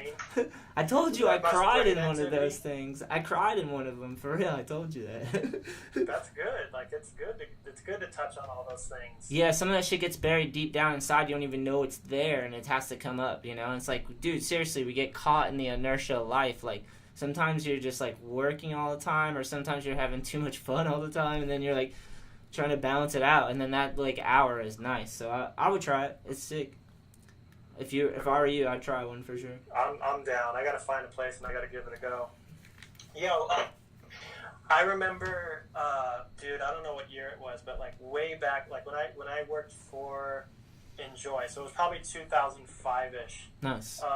What was your homie's name? Started with SH. He was the filmer. Seamus, yeah. Seamus sent over, like, I made a ad of Chris Avery. It was an Enjoi ad. He was filming holding a beer. Yeah, nice. And Seamus sent over, it was like basically the same, like it was like a mock-up of you, like holding a beer, and it was like, because you and Chris look so much alike. Yeah. And it was like a fake birdhouse ad of you as Chris, and I just remember being like, whoa, dude, these dudes look a lot alike. Yeah, that's insane. Yeah, I always get compared to Nicolas Cage. Well, not always, but I've gotten compared to Nicolas Cage enough in my life that I think it's true. Oh, dude, you got to do like a Leaving Las Vegas graphic for yourself. Like yeah. Some of his Face Off or what was it? Face Off is a perfect one. Leaving Las Vegas, yeah.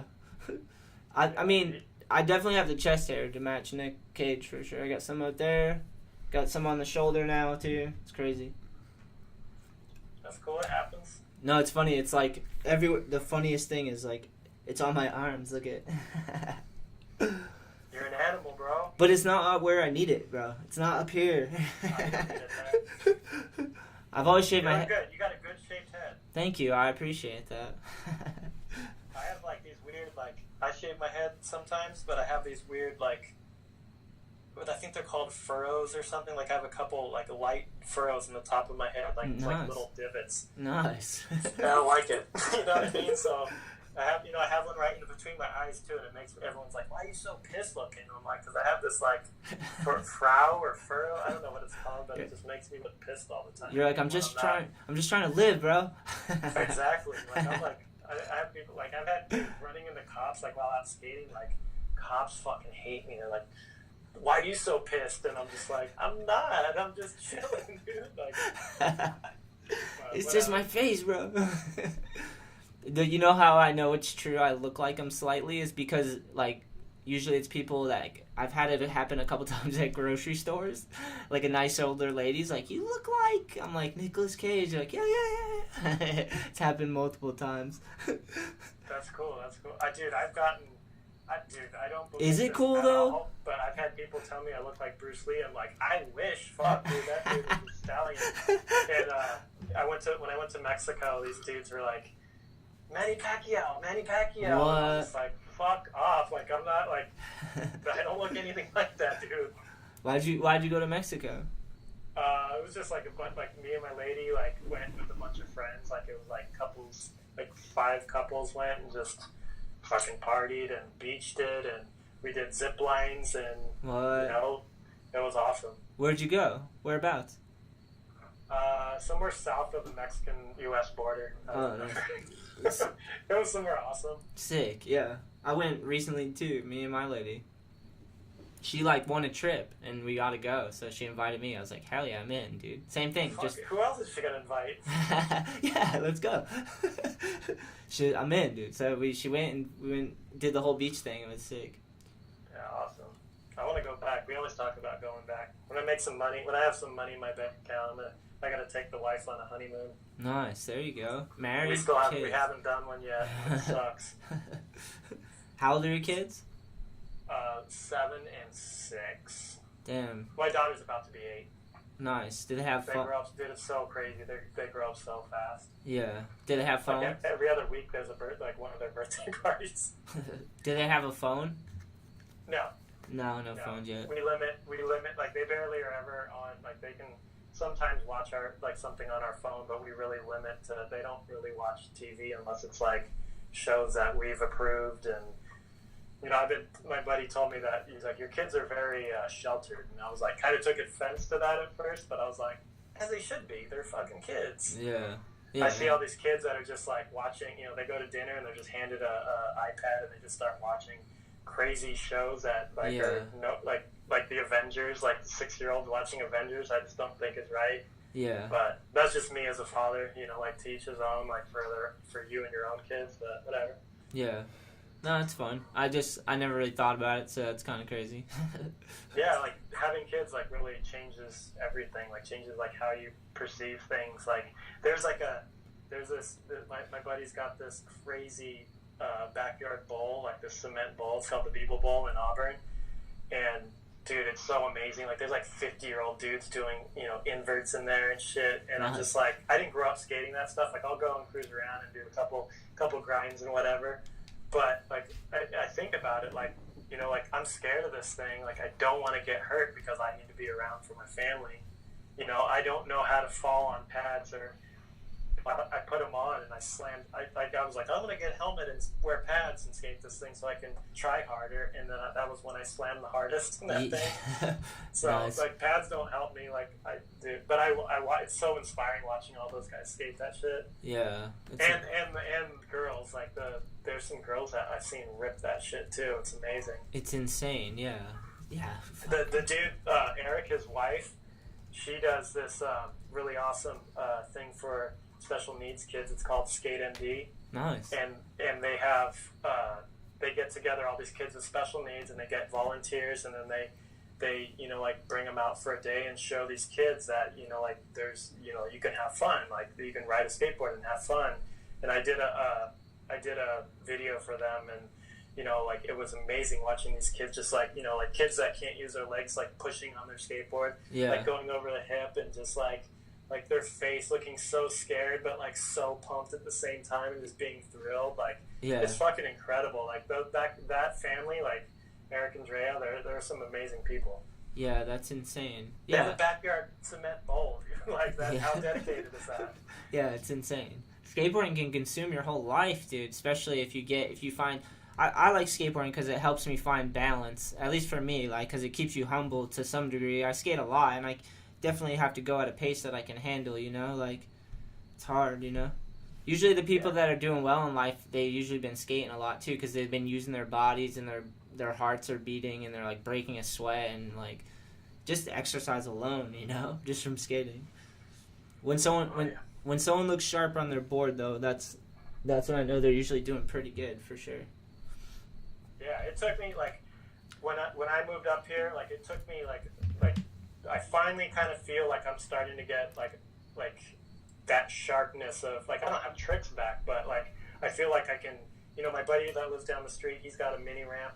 We all like got together and helped build it, and you know, so now once or twice a week, depending on the week, whatever, we'll have these old man sessions. And nice. sometimes good for you. the young bucks come and show us up, but that's good. It's fun and like you needed you know, it. it's like yeah, like there's like so many tricks that like I can't like I used to be able to do like I can't do anymore, but it's fun. Like it's like learning. It's like starting over, and it's fucking rad. But like my body, my equilibrium just felt so off for so long. Yeah. But I'm finally starting to feel like it's you know it's coming back, and I can you know shred again and have fun with a smile on my face. And I need that. If I don't have that, like life is totally different. It's like not good. Like when I can't skate. Yeah, for sure. That's the worst, definitely. We've been skating on the weekends. We're filming another full length. It's been sick. Dude, I can't wait to see it. Yeah, it's going to be called Good Eye. We've just been working on it. We've been filming. We're going to go to the weather is like shitty, and then we're going to kind of see what everyone has and then judge it from there, where we'll go. But Awesome. it's sick to be working on another project. Can you do me a favor? Yeah. Can you tell me about this video process while I leave and go pee really quick, and then I'll come back and we won't skip a beat? I have a podcast bladder, so you can go do your thing, and I'll banter with Kevin here. That's why I have Kevin. Nice. Do it. I'll be right back. Enjoy your bathroom break. All right. Nice. How's it going, Kevin? Solid. Hell yeah. Cheers, mate. Cheers. What did we just do the other night? We were just podcasting, weren't we? Yeah, with Conrad. Oh, that was so sick. Dude, climbing in that ocean. Was that last night? Was it last night? You get lost in space sometimes, right? That was sick, though. That water was so cold. We got Kevin in, though. You went in, bro. Yeah, against my will. Not too bad, though. Yeah, it was alright. Against your will. No one comes to you. It was a little sketchy. I had to climb. Oh, shit. I knocked over the Sams. There you go. This one's just an empty. Nice. Yeah, I got in that ocean against my fear of sharks. Dude, I'm afraid of sharks too, but sometimes you gotta get out there, you know? Fuck sharks. Imagine if every time someone got in the water, a shark attacked them. It's never happened. Well, it does happen. I can't say it never happened. It definitely happened. It has happened. It has happened multiple times. I know, we were looking at those videos. We're sitting in the ocean, and then Conrad starts talking about how there's mad sharks popping up in Cape Cod. He was. And I'm like, you son of a bitch. Is this your plan? Get me in the water, then start talking about sharks? I needed that ocean bath, though, dude. That was, like, legit. I got in. I had been like, you know what I mean? You just like, I needed that ocean water, freezing cold. Yeah. Even the hair feeling nice and grimy. Yeah, get in there. I was like, nice. Got a cut on the end of one of my toes. This is where this. I can't really feel it, but. You're talking about it. Yeah. I was feeling it yesterday. It feels a little more healed today. Nice. I like the art in the back. He's got some sick boards. He's got those awesome Smurfs. They're crushing it. Tripping it. He's got some skateboards too. Yeah, Nice. so all I need skateboards are on the homepage of the Cellar Door. We're up if you there. go to thecellardoor.com and scroll right on down. Nice. First thing, Wartime Animal Series. Yeah, it's sick to be a part of this, dude. Hell yeah. We're checking out the store again. I'm back. What were you guys talking about? We were shooting the shit before. I don't even remember. Conrad. You're talking Oh, shit yeah. about me, weren't you? No, nothing. You can't wait. I can't wait till you listen to this, dude. What we said about him that whole time. I can take it. No, we were talking about the last podcast I did. Conrad is our good buddy. He took us out in the ocean. I was telling you about it. Oh, was that the surfer dude? Yeah. Conrad. I listened to some of it. He's the man. He's like a really good man. He's the homie. So, the cellar door. Yeah, we were checking it out. It's sick, man. Kevin put up the new Wartime series, and I like how clean the site looks. I like that backdrop photo too. Go back up. It's easy to navigate. Yeah. Who's that photo right there? Is that Jason? Aaron, Jersey Barrier.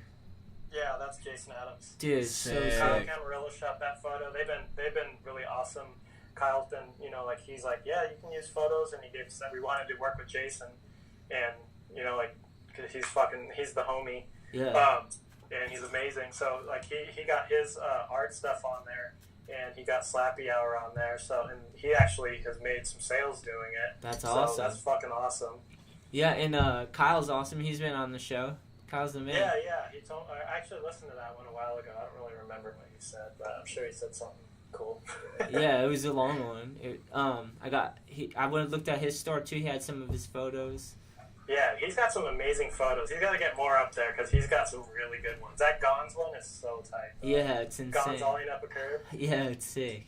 Dude, that's so amazing that, like, someone can just ollie up a curve and someone can point a camera at it and capture it. It's just the best. Yeah, it's just sick. It's perfect. Yeah, Kyle's the fucking homie. He's a new rad dad. He's got a little boy. Yeah, I think we were talking about that actually on the last one. That was crazy. Yeah, he'll be a good dad. Yeah, definitely, man. That's sick. Yeah, it's sick when you, like I'm saying, like usually people are skating and they can open up and tell stories and talks and have conversations, usually doing pretty good, like all my homies that are doing good, they're like skating and they're like optimistic about stuff and working hard, and like Kyle seemed that way, Yeah, you make a good balance out of everything. Yeah, exactly. Yeah, it's like trying to find what works, It's not like it's never going to be perfect, No, it's not supposed to be. Yeah, no. It's just trying to manage the highs and the lows and try to balance it and find a way to, like, be content and have shit to work towards, like, things you're inspired about and want to... You were talking about it earlier, just, like, wanting to work in skateboarding or for skateboarding, like, doing stuff that helps skateboarding grow and keep it thriving and moving forward, and, like, if skateboarders do that, that's pretty sick, Yeah. It's awesome, and there's so many ways. Having projects to focus on and gear towards, and like making like a little video of some, like, whatever, like it gives you all these different emotions of, like, how is this going to be perceived? Like, am I working too hard? Do I need, like it just brings up all these different things, and then you get it done, and then you're stoked for a second, and then you just move on to the next thing. Yeah.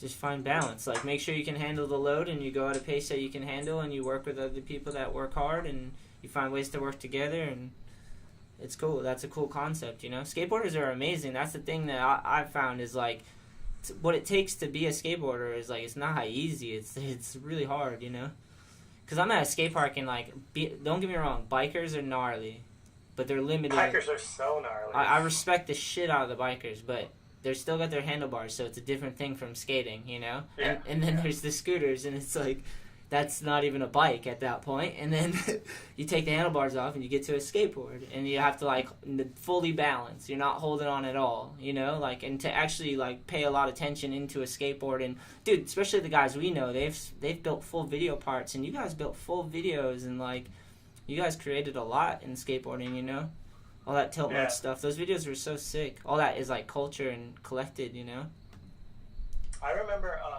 like back in the day, my buddy Chris Avery, he went to Japan. Like, this is like early 2000, and he came back and he was like, Matt, I saw Man Down in a skate shop in Japan, and I was like, what the fuck? I'm like, hey, if I didn't do anything with my life, at least, like, I contributed to that. You know what I mean? Like, I got my friends, like, in that on that VHS tape on the other side of the world. Like, at least I did that. Yeah, that's wild. You know what I mean? Like, now I don't think that, like, that's kind of small potatoes in the grand scheme of life, but you got to get, like, there.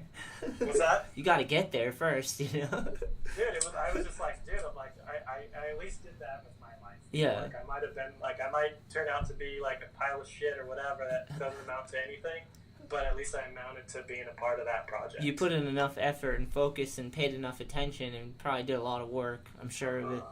Yeah, I'm actually, like, working with this dude. He's printing out, making these man down shirts. That's just like the cover of the VHS with the VHS tape behind it. Just because like I had a lot of people like, yo, you should make some Tiltmode stuff, and I was like, okay, I guess. And I was like, then a couple more people hit me up, and I was like, I'll make a shirt, fuck it, whatever. Nice. You know, so I'm gonna put that on the cellar door, and you know, see if people bite on that. You know, like if people are stoked on it, then maybe I'll make some more. Like I wanted to try and put some photos that, you know, like some amazing photos that kind of capture like that whole vibe of like what we used to do, and put those on T-shirts and shit like that. Yeah, that's sick, man.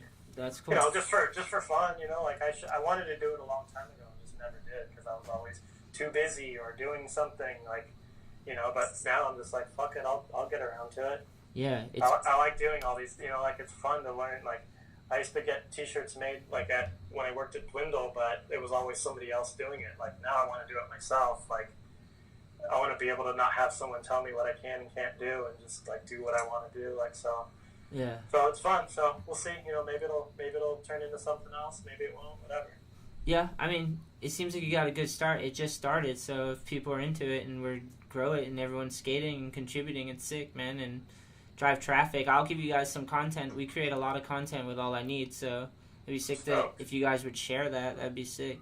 Fuck yeah. Hell yeah. If there's any people starting brands out there that have brands and they're interested in growing their e-commerce, this is a plug. Like, you know, hit me up and, you know, let's talk about what, you know, like what we can do for you on the cellar door, and hopefully, like, you know, make it so you can be a strong brand. Like I talked to one of my friends that, you know, like he has a skateboard brand, and he's like, I don't know, I just don't really, like, I want to just sell to shops. And I'm like, okay, like, how are you doing? You know, like, how's your business model with just selling to shops? And he's like, oh, I can barely eat.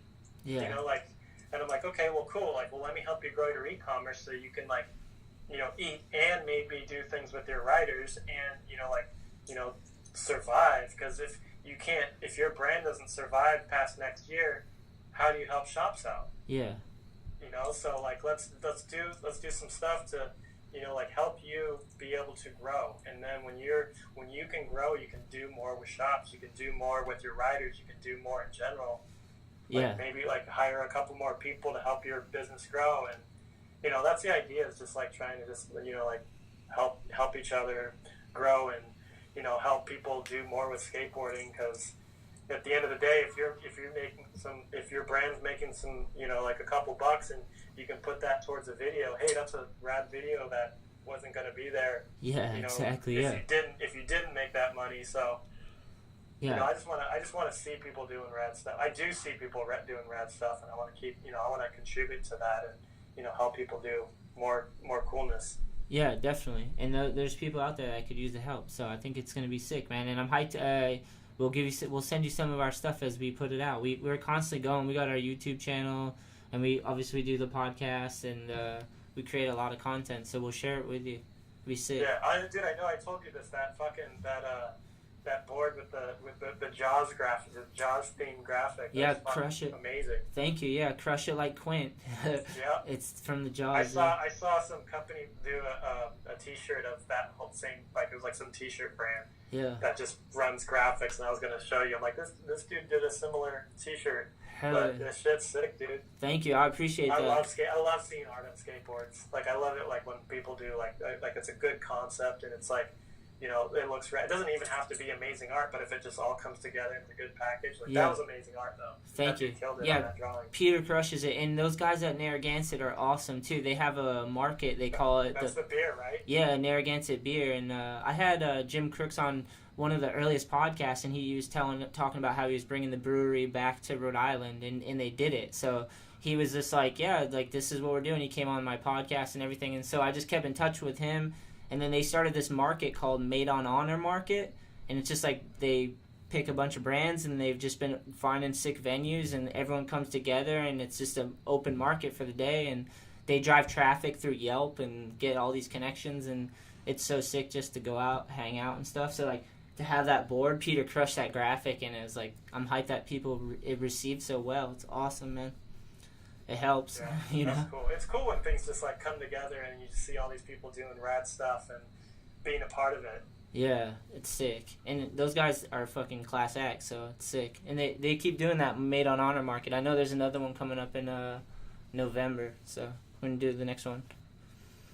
Hell yeah, man. Well, thank you. Did we cover it all? Did we do it? Oh, hell no. There's so much more. Good, because I want to have you back on for sure. All right. Thank you so much, man. That was super fun. Hell yeah, it was fun. Hell yeah. Thanks for having me. Hey, actually, before you go, you should just tell everyone the social media and the official website again. Okay. So check out thesellerdoor.com. That's the website that we've been talking about. And it's Instagram is at the Cellar Door. Yeah, and exactly. It's spelled THESELLERDOOR. Nice. If you have a brand and want to get involved, hit me up. My email is matt@thesellerdoor.com. Nice. It's just me and Ryan Adams. It's just us two for now. We're skater back, skater ran. We hope to keep it that way, and just want to keep doing awesome stuff. So hit us up. Hell yeah! Thank you, homie. Hey Anthony, thanks for having me. Hope you have a joyous Friday and a great weekend. Yeah, we're gonna Kevin the intern too. Hey, thanks, man. Sick meeting you. All right, you too.